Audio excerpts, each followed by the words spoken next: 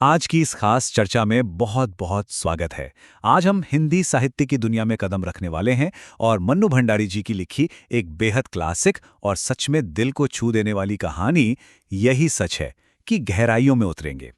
इंसानी रिश्तों की परतें कितनी उलझी हुई होती हैं ना। बस उन्हीं परतों को आज हम एक एक करके खोलने वाले हैं। तो चलिए बिना किसी देरी के सीधे कहानी में चलते हैं। अब सबसे पहले इस बहुत ही दिलचस्प सवाल पर गौर करते हैं जो आज के हमारे इस पूरे विश्लेषण के बिल्कुल केंद्र में है। क्या हमारा जो इमोशनल सच होता है वो हमेशा एक जैसा रहता है, या फिर हमारी जगह हमारे हालात बदलते ही हमारा वो सच भी बदल जाता है? ये पूरी कहानी इसी एक बात पर टिकी है जो प्यार और निश्चितता को लेकर हमारी सारी समझ को एकदम से झकझोर कर रख देती है। नई कहानी आंदोलन की पृष्ठभूमि। इस कहानी की असली गहराई तक पहुंचने के लिए पहले उस साहित्यिक माहौल को समझना बहुत जरूरी है जहां से ये कहानी निकल कर आई है। तो ये नई कहानी आंदोलन था क्या? दरअसल इस दौर में लेखकों ने उन पुरानी आदर्शवादी और किताबी रोमांस वाली कहानियों से किनारा कर लिया था। उसकी जगह उन्होंने मनोवैज्ञानिक यथार्थवाद यानी साइकोलॉजिकल रियलिज्म और हमारे आधुनिक शहरी जीवन की जो असली, अक्सर उलझी हुई और कच्ची सच्चाई होती है, उसे सामने रखना शुरू किया। इसमें क्या सही है और क्या गलत से ज्यादा इस बात पर जोर दिया गया कि इंसानी मन आखिर काम कैसे करता है।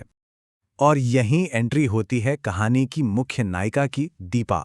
दीपा कोई आम किरदार नहीं है। वो एक पढ़ी लिखी महत्वाकांक्षी लड़की है जो अपनी रिसर्च थीसिस पूरी कर रही है। कानपुर जैसे शहर में बिल्कुल अकेली आज़ाद जिंदगी जी रही है। लेकिन इस आज़ादी के बावजूद वो अंदर से बहुत ही इमोशनल और सेंसिटिव है। वो लगातार अपनी ही सोच और ख्यालों में उलझी रहती है। दीपा सच में एक मॉडर्न, इंडिपेंडेंट, कामकाजी महिला का परफेक्ट उदाहरण है जिसके मन के भीतर एक बहुत बड़ा द्वंद्व चल रहा है। कानपुर, वर्तमान का यथार्थ। आइए कहानी के इस पहले और बेहद अहम पड़ाव की ओर चलते हैं और देखते हैं कि ये शहर कैसे दीपा की मौजूदा जिंदगी की पूरी नींव तैयार करता है। इस कहानी में एक चीज जो बार बार सामने आती है वो है रजनीगंधा के फूल। दीपा का जो वर्तमान प्रेमी है संजय, वो अक्सर उसके लिए ये फूल लेकर आता है। और पता है, इन फूलों की महक दीपा को उसके आज से, उसके वर्तमान से जुड़े रखती है। ये सिर्फ फूल नहीं है, बल्कि ये संजय के होने का, उसके बिना शर्त वाले प्यार का, और दीपा की जिंदगी में जो एक ठहराव है, एक सुरक्षा है, उसका एक बहुत मजबूत एहसास है। विश्वास करो संजय, तुम्हारा मेरा प्यार ही सच है। निशित का प्यार तो मात्र छल था, भ्रम था, झूठ था।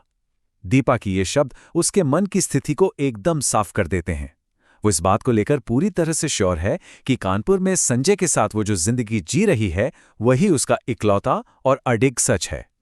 अपने अतीत में निशित के साथ जो उसका रिश्ता था, जिसने उसे बहुत रुलाया था, उससे वो बस एक धोखा और भ्रम मानती है। उसका आज संजय के साथ ही उसका पूरा सच है। कलकत्ता, अतीत की गूंज। कहानी में एक बहुत बड़ा और जबरदस्त मोड़ तब आता है जब दीपा एक जॉब इंटरव्यू के लिए कलकत्ता जाती है, और यह सफर उसे सीधे उसके अतीत की गहराइयों में वापस खींच ले जाता है। अब यहाँ एक बहुत ही दिलचस्प कॉन्ट्रास्ट या कहें विरोधाभास देखने को मिलता है। एक तरफ संजय है जो कानपुर में है, जो दीपा का आज है। वो अपनी भावनाएं खुलकर जताता है, कभी टाइम पर नहीं आता और खूब सारा प्यार लुटाता है। वहीं दूसरी तरफ है निशित। निशित कलकत्ता का हिस्सा है, दीपा का अतीत है। वो एकदम शांत रहने वाला इंसान है, पक्के टाइम का पाबंद है, और सबसे बड़ी बात, ये वही शख्स है जिसने 3 साल पहले अचानक दीपा का दिल बुरी तरह तोड़ दिया था।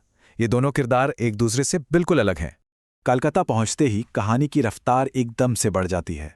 सिर्फ 4 दिनों के अंदर दीपा और निशीत की मुलाकातें लगातार बढ़ने लगती हैं। पहले दिन कॉफ़ी हाउस में वो अचानक से टकरा जाते हैं, फिर दूसरे दिन निशीत खुद उसकी जॉब ढूंढने में मदद करता है। तीसरे दिन स्काई रूम तक वो टैक्सी का वो एकदम खामोश और तनाव से भरा सफ़र, और आखिर में चौथे दिन लेक के किनारे बिताई गई वो शाम जो पूरी तरह से भावनाओं से भरी हुई थी। ये सब कुछ दीपा को एक बहुत गहरे इमोशनल भंवर में खींचता चला जाता है। भावनात्मक पेंडुलम। अब हम इस विश्लेषण के सबसे मुख्य और मनोवैज्ञानिक हिस्से पर आते हैं। यहाँ से साफ दिखता है कि कैसे दीपा के मन का ये पेंडुलम इन दो अलग अलग दुनियाओं के बीच बहुत ही तेजी से झूलने लगता है। कलकत्ता पहुंचने के बाद शुरुआत में दीपा मन ही मन खुद से बहुत रक्षात्मक बातें करती है। वो कहती है, मैं उससे बता दूंगी कि जल्दी ही मैं संजय से विवाह करने वाली हूँ। मैं उससे नफरत करती हूँ और उसे जिंदगी में कभी माफ नहीं कर सकती। वो कानपुर की अपनी सच्चाई को बहुत कसकर पकड़े रहना चाहती है। इंसान की फितरत ही ऐसी होती है ना, अपने टूटे हुए दिल को दोबारा टूटने से बचाने के लिए हम ख्यालों की एक बड़ी सी दीवार खड़ी कर ही लेते हैं। लेकिन फिर एक बेहद नाटकीय बदलाव आता है जब दीपा कलकत्ता से वापस लौट रही होती है और स्टेशन पर बिल्कुल आखिरी पल में निशीथ ट्रेन के पास उसका हाथ थामता है, तो दीपा का वो सच पूरी तरह से अतीत की ओर वापस झूल जाता है। वो सोचती है, ये स्पर्श, ये सुख, ये क्षण ही सत्य है, बाकी सब झूठ है। अब निशीथ का वो एक स्पर्श ही उसके लिए सबसे बड़ी सच्चाई बन जाता है और कानपुर में संजय के साथ बिताई गई पूरी जिंदगी उसे बस एक झूठ और खुद को धोखा देने की कोशिश लगने लगती है। ये पूरी घटना इंसानी मनोविज्ञान के एक बहुत ही गहरे सच को सामने लाती है। कैसे सिर्फ भूगोल यानी हमारी जगह बदलने से और किसी की नज़दीकी मिलने से हमारी पूरी इमोशनल निश्चितता बदल सकती है। निशीथ की वो खामोशी दीपा पर इस कदर हावी हो जाती है कि उसे अचानक अपनी उन दबी हुई भावनाओं का एहसास होने लगता है। अब उसे संजय सिर्फ एक रिबाउंड या सहारा लगने लगता है और वो पक्का इरादा कर लेती है कि कानपुर लौटते ही वो संजय से अपना रिश्ता खत्म कर देगी। दूरी वाकई हमें हमारे वर्तमान से एकदम काट कर रख सकती है। अंतिम रहस्य उद्घाटन। चलिए अब कहानी के बिल्कुल आखिरी और सबसे अहम मोड़ की तरफ बढ़ते हैं, जब दीपा कलकत्ता की उन यादों से निकलकर वापस कानपुर की असली दुनिया में लौट आती है। कानपुर के अपने कमरे में लौटकर, जहां अब फूलदान में रखे रजनीगंधा के फूल पूरी तरह मुरझा चुके हैं, दीपा अपने सारी की सारी इमोशनल उम्मीदें निशीथ पर टिका देती है। वो निशीथ को एक बहुत ही भावुक चिट्ठी लिखती है। संजय शहर से बाहर है और उसने दीपा के लिए एक नोट छोड़ा है, लेकिन दीपा उसे पूरी तरह से इग्नोर कर देती है। वो बस कई दिनों तक बेचैनी, घुटन और तड़प के साथ निशीथ के जवाब का इंतजार करती रहती है। ये वो समय होता है जब इंसान अपनी ही ख्यालों की दुनिया में अपना पूरा भविष्य बुन लेता है और फिर वो बड़ा सा भ्रम बहुत ही बुरी तरह से टूट कर बिखर जाता है। जब आखिरकार निशीथ का पत्र आता है तो वो एकदम भावहीन, छोटा सा और पूरी तरह से फॉर्मल होता है। लिखा होता है, तुम अच्छी तरह पहुंच गई, ये जानकर प्रसन्नता हुई, तुम्हारी नियुक्ति पर बधाई, शेष फिर। शुभेच्छु निशीथ। प्यार का कोई इजहार नहीं, कोई जज्बात नहीं, बस एक वेल विशर का लेटर। दीपा की वो सारी उम्मीदें एक झटके में चकनाचूर हो जाती हैं। निशीथ का वो खत पढ़ने के कुछ ही पलों के बाद संजय एकदम ताजे रजनीगंधा के फूलों के साथ कमरे में आ जाता है और जैसे ही संजय उसे अपनी बाहों में भरता है, दीपा के मन का वो पेंडुलम एक आखिरी बार फिर से झूल जाता है। वो फिर से ये मान लेती है कि संजय का ये स्पर्श और ये जो अभी का क्षण है, बस यही एकमात्र सच है और कलकत्ता का वो पूरा अनुभव सिर्फ एक भ्रम था। दर्द से बचने के लिए हमारा दिमाग कितनी जल्दी अपनी सच्चाई को फिर से गढ़ लेता है ना, ये उस बात का एक जीता जागता सबूत है।